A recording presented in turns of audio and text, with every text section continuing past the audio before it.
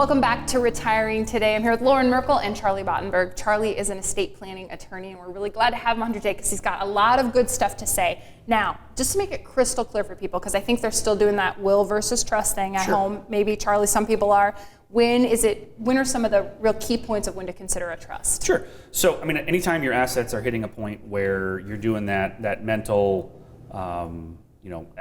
cost benefit analysis where you think the 3% is going to justify, not having to pay those probate fees. Generally speaking, I start talking to my clients in the $500,000 plus range. I don't have a lot of clients that are under $750,000 to $1 million who have a trust. I have some who do.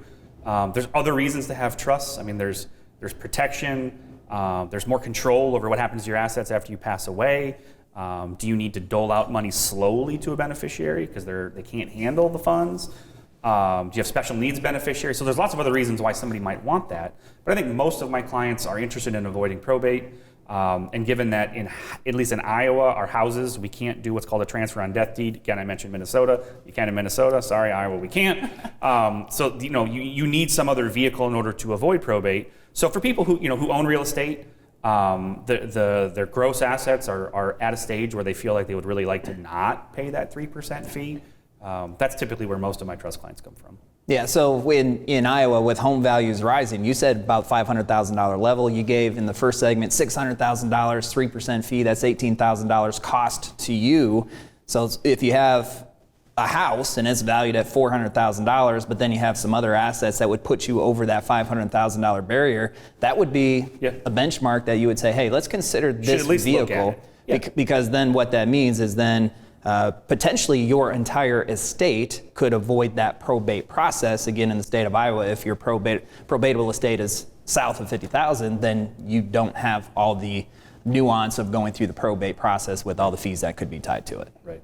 Okay, ready to go? Medical power of attorney, financial power of attorney. Yes, I know you could talk about this all day, but Charlie, let's start with the financial power of attorney. Okay. Does that get set up during this legacy planning process as well? Yeah, absolutely should. And I think a lot of times people get more mileage out of their financial power of attorney and their medical power of attorney than they do out of their estate plan, especially if your beneficiary structure is simple. You have 2 kids and they're getting it 50-50.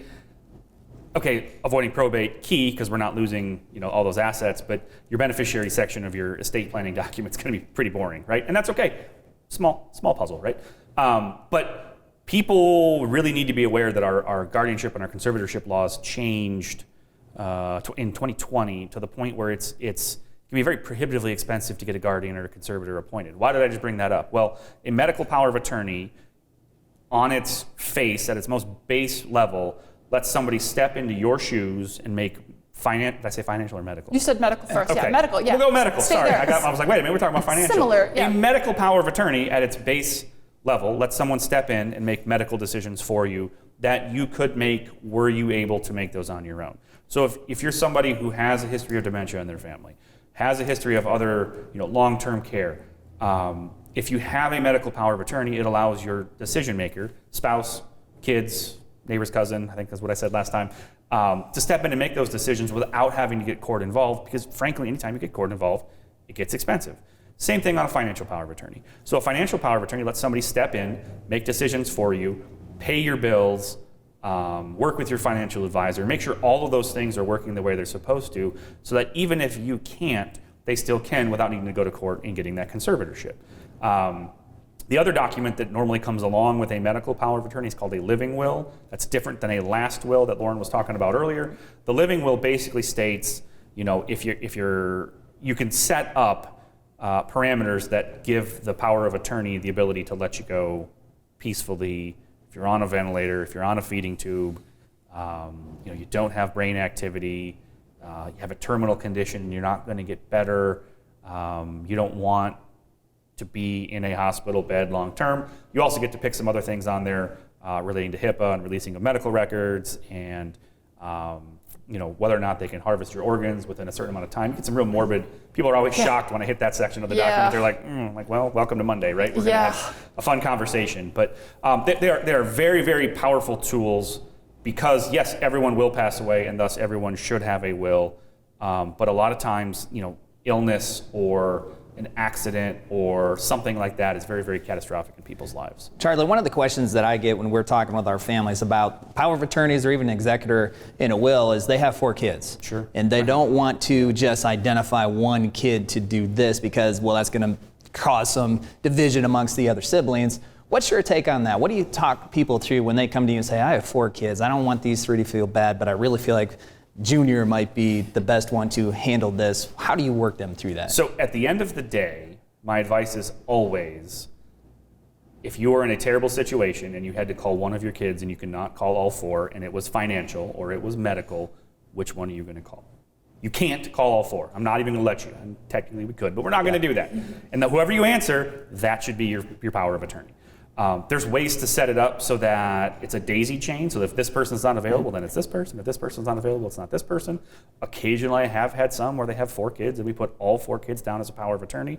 But what you need to understand is there's a difference between and or. An and means everyone has to be there. This person and this person have to interact. Well, if one's not there, one's traveling in Europe and you have a stroke, then what? Or you could put 2 people down, or you could put 4 people down, that sounds horrible, as an or, and they could all interact. But then the question is, who's doing what and what are the checks and balances? Because you have 4 different people interacting with your finances. Do they all understand your plan? Well, if they do, chances are they'd be okay with one person being the point person and everyone else just funneling in information.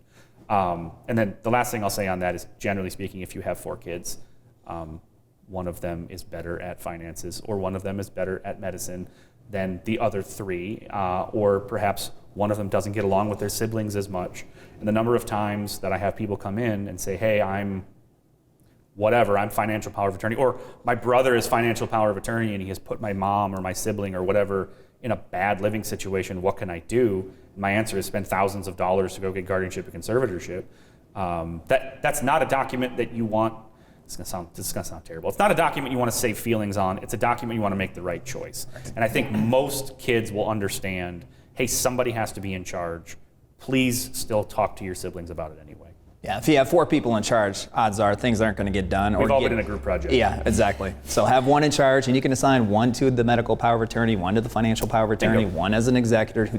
But somebody needs to take the lead on it because the odds of 4 people agreeing on everything to make those important decisions in crunch time is probably slim to none. Or 2 kids think the other one's doing it, and then neither one does it. The whole group project thing, right? Like you end up with the scenario where somebody's not interacting, or 2 people are doing all the work anyway. Well, you might as well just give them the power to do so. Right. Thank you for watching this clip of Retiring Today, and don't forget to subscribe. If you have questions about your retirement plan, take advantage of the complimentary 15-minute retirement checkup phone call.